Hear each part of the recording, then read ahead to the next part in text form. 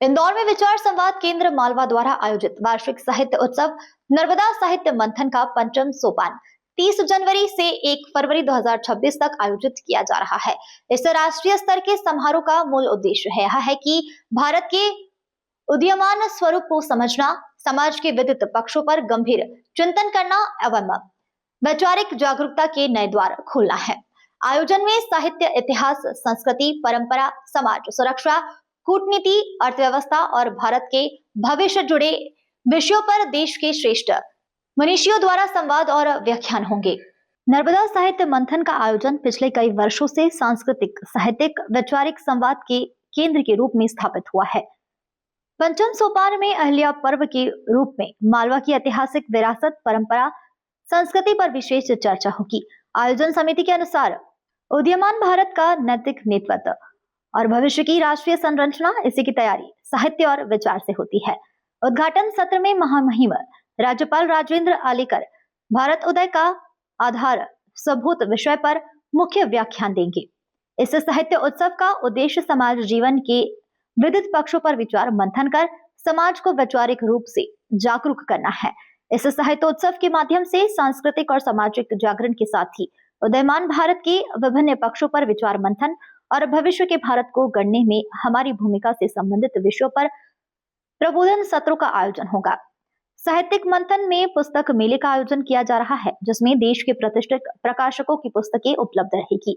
भारत उदय पर आधारित प्रदर्शनी और पुस्तक मेले का उद्घाटन प्रथम दिवस 30 जनवरी को सुबह 9 बजे होगा। साहित्य मंथन के विभिन्न सत्रों में पुस्तक विमोचन और अभिव्यक्ति मंच पर मालवा निमाड़ के कलाकारों की प्रतिभा प्रस्तुति भी होगी। विश्व संवाद केंद्र के माध्यम से प्रत्येक वर्ष नर्मदा साहित्य मंथन के अंतर्गत साहित्य के ऊपर चर्चा, संवाद, परिचर्चा और साहित्य के ऊपर विद्वानों के मत, इस पर एक 3 दिवसीय कार्यक्रम प्रतिवर्ष होता है। ये पंचम सोपान है और इस बार भी ये देवी अहिल्या विश्वविद्यालय के सभागार में 30 जनवरी से 1 फरवरी तक सुबह प्रातः से शाम तक और प्रतिदिन रहने वाला है। बाहर वालों के लिए एक पंजीयन व्यवस्था है और शहर के कोई भी सुधीजन, साहित्य प्रेमी, वो प्रत्येक व्यक्ति उसमें आकर सादर आमंत्रित है, वो सुनने आ सकते हैं। इसमें विविध समय में अलग अलग सत्र रहेंगे और अलग अलग विद्वान इसमें अपने विचारों को प्रस्तुत करेंगे, जिसमें मुख्यतः केरल के राज्यपाल आने वाले हैं। इसमें आज तक के पत्रकार विष्णु शर्मा भी रहने वाले हैं और संघ के माननीय क्षेत्र संघ चालक पूर्णेंदु सक्सेना जी भी रहने वाले हैं और इस प्रकार प्रसिद्ध कलाकार अपने गायक मालिनी अवस्थी जी ये भी रहने वाली हैं।